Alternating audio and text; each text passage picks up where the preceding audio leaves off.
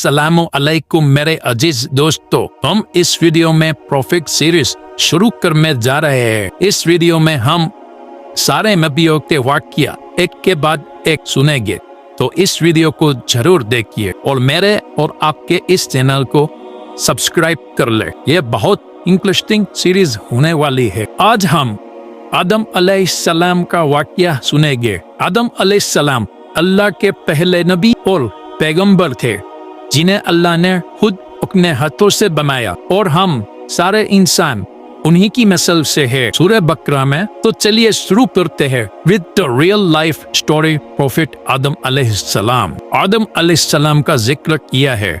जब अल्लाह ने इंसान की मखलूक को पैदा करने का इरादा किया, तो अल्लाह ने फरिश्तों से फरमाया, मैं जमीन में अपना एक खलीफा बनाने वाला हूँ। फरिश्तों को लगा शायद उनकी इबादत में कमी रह गई है, इसलिए अल्लाह ने नई मखलूक बनाने का इरादा किया है। फरिश्तों ने जिनों जैसी दूसरी मखलूक भी देखी थी, जो ज्यादा अक्ल नहीं रखते थे और खून रेजी करते थे। फरिश्तों ने अल्लाह से कहा, ए अल्लाह, हम तेरी तस्बीह, हम्द और पाकी बयान करते हैं। क्या तू ऐसी मखलूक पैदा करेगा जो जमीन पे फसाद करेगी और खून खराबा करेगी? इसके जवाब में अल्लाह ने फरमाया, जो मैं जानता हूँ वो तुम नहीं जानते। फरिश्तों ने आपस में कहा कि ए अल्लाह ताला, जो भी मखलूक पैदा करेगा वो हमसे ज्यादा इल्म नहीं रख सकती। फिर अल्लाह ने आदम अलैहिस्सलाम को इल्म से नवाजा और उन्हें आदम अलैहिस्सलाम को और उन्हें कुछ चीजों के नाम सिखा दिए। फिर अल्लाह ने आदम अलैहिस्सलाम को फरिश्तों के सामने पेश किया और फरिश्तों को फरमाया कि तुम बताओ इन चीजों के नाम, अगर तुम सच्चे हो। फरिश्तों ने कहा, हम उतना ही इल्म जानते हैं कि जितना तुमने हमें सिखाया है, उसके सिवा हम कुछ नहीं जानते। फिर अल्लाह ताला ने फरमाया, ए आदम, तुम बता दो इनको इन चीजों के नाम। फिर जब आदम अलैहिस्सलाम ने उन चीजों के नाम बता दिए, तो अल्लाह ने फरिश्तों से फरमाया कि मैं न कहता था कि मैं आसमानों और जमीनों की पोशीदा चीजों को जानता हूँ। फिर अल्लाह ने फरिश्तों से फरमाया कि तुम आदम अलैहिस्सलाम को सजदा करो, तो वो सब सजदे में गिर पड़े, मगर शैतान ने सजदा नहीं किया। अल्लाह ने फरमाया कि ए इब्लिस, तुझे क्या हुआ कि तू सजदा करने वालों के साथ शरीक ना हुआ? शैतान ने तकब्बुर में कहा कि मैं ऐसा नहीं हूँ कि इंसान को सजदा करो जिसे तुम्हें मिट्टी से पैदा किया। मैं उससे बेहतर हूँ।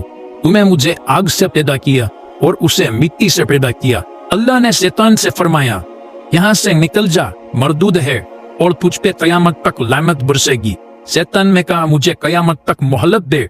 अल्लाह ने फरमाया, तुझको मोहलत दी। शैतान ने अल्लाह से कहा कि तूने मुझे गुमराह किया है। मैं कसम खाता हूँ कि मैं इंसान की सीधी राह पर बैठूंगा, फिर मैं उन पर हमला करूंगा, उनके आगे से भी, उनके पीछे से भी, बाएं से भी और बाएं से भी, और उनमें से अक्सर को तू शुक्रगुजार नहीं पाएगा। अल्लाह ने फरमाया, तू यहाँ से निकल जा जलील और फार। जो उनमें से तेरा कहना मानेगा तो मैं जरूर जहन्नुम में भर दूंगा तुम सबको। बेशक मेरे खास बंदों पर तेरा जरा काबू नहीं चलेगा। जन्नत की सारी नेमतों के बावजूद आदम अलैहिस्सलाम जन्नत में अकेला महसूस करते थे। फिर अल्लाह ने हवा अलैहिस्सलाम को बनाया ताकि आदम अलैहिस्सलाम उनसे सुकून पा सके। अल्लाह ने फरमाया, ए आदम, तुम और तुम्हारी बीवी जन्नत में रहो, फिर जिस जगह से चाहो वहां से तुम दोनों खाओ, लेकिन उस दरख्त के पास मत जाना, वरना तुम जालिमों में से हो जाओगे। फिर शैतान ने उन दोनों के दिल में वसवसा डाला और कहने लगा, तुम्हारे रग में इन दोनों को इस दरख्त से इसलिए मना किया था कि तुम कहीं फरिश्ते न बन जाओ, यहाँ कहीं हमेशा जिंदा रहने वालों में न हो जाओ। और शैतान ने तस्मे तक खा ली कि वो उनका फैल हुआ है। बस मरदूद ने धोखा देकर उनको दरख्त की तरफ खींच ही लिया।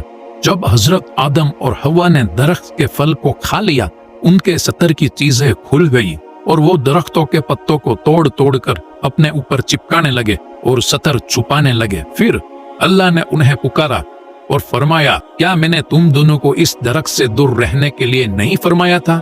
और ये भी कह चुका था कि शैतान तुम्हारा खुला दुश्मन है।